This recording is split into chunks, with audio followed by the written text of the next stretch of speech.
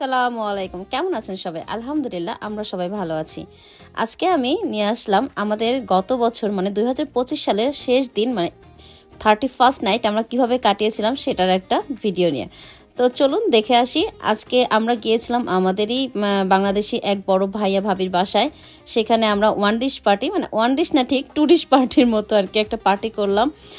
তো এখানে দেখতে পাচ্ছেন অনেক অনেক ধরনের খাবার, সেগুলো দেখাবো একটু পরে।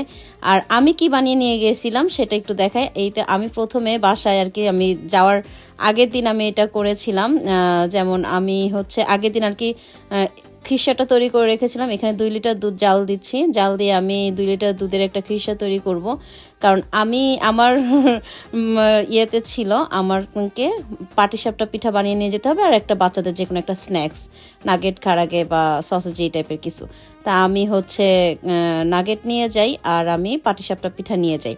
তো পাটিসাপটা পিঠার যে ভিতরের যে পুরটা দিতে হয় মানে খিসাটা, সেটা আমি বানিয়ে নিচ্ছি। আর এই যে দেখছেন কি সুন্দর, আমি প্রায় 2 লিটার দুধের আমি খিসা করেছি। আর এখানে শুধুমাত্র দুধ ছিল আর হচ্ছে নারকেলের ক্র্যাশ নারকেল ছিল ড্রাই, যেহেতু আমরা মানে ফ্রেশটা পাই না, তো ড্রাই ক্র্যাশ নারকেল দিয়ে করেছি।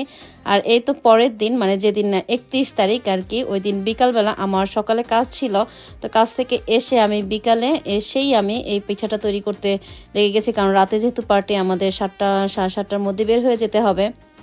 কারণ আমরা চাচ্ছিলাম যে রাত 12টা পর্যন্ত ভাবির বাসায় স্টে করে আমরা তারপরে যে যার বাসায় চলে আসবো, অথবা কারো যদি ইচ্ছা হয় থেকেও যেতে পারে।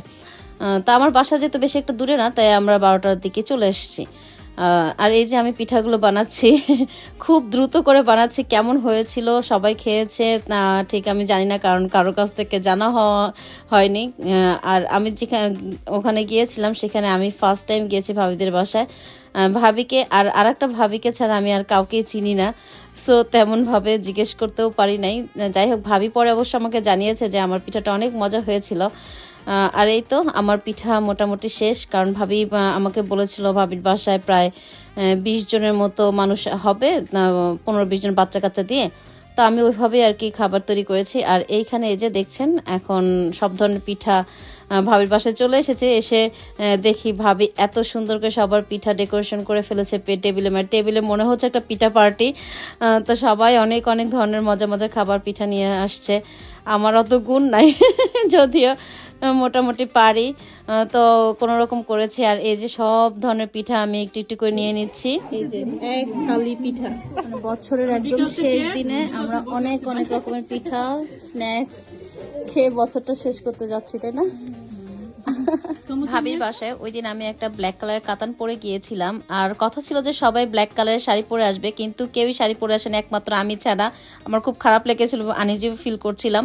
তারপরে সেখানে যারা গিয়েছিল সবাই ক্যামেরা ফ্রেন্ডলি ছিল না, তাই তাদের ছবি ভিডিও দেওয়া হয়নি।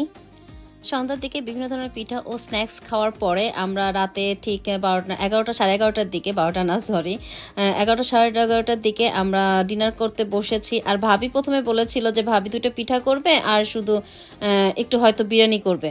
তা এখন দেখি ভাবির বাসায় যে বিরিয়ানির তো নাম গন্ধই নাই, এদিকে ভাবি এত কিছু করে ফেলছে। পিঠা তো বানাইছেই, সাথে কত ধরনের খাবার দেখতে পাচ্ছেন। আর ভাবির বাসাটা মাশাআল্লাহ অনেক সুন্দর, আর কি সুন্দর সুন্দর শোপিস দিয়ে সাজানো। আমি পুরো বাসাটা অবশ্য ঘুরে দেখাতে পারিনি, কারণ অনেক মানুষজন ছিল, বাচ্চা কাচ্চা ছিল, সবকিছু মিলে আমাকে দেখানো সম্ভব হয়নি। আর আমরা সব শেষে ভাইয়াদের এবং ভাবির এক জাপানিজ বান্ধবীর হাতের চা খেলাম, এবং এর মাধ্যমে আমাদের বছরটা শেষ করে দিলাম। তো কেমন লাগলো অবশ্যই কমেন্ট করে জানাবেন, ভালো লাগলে। আল্লাহ হাফেজ।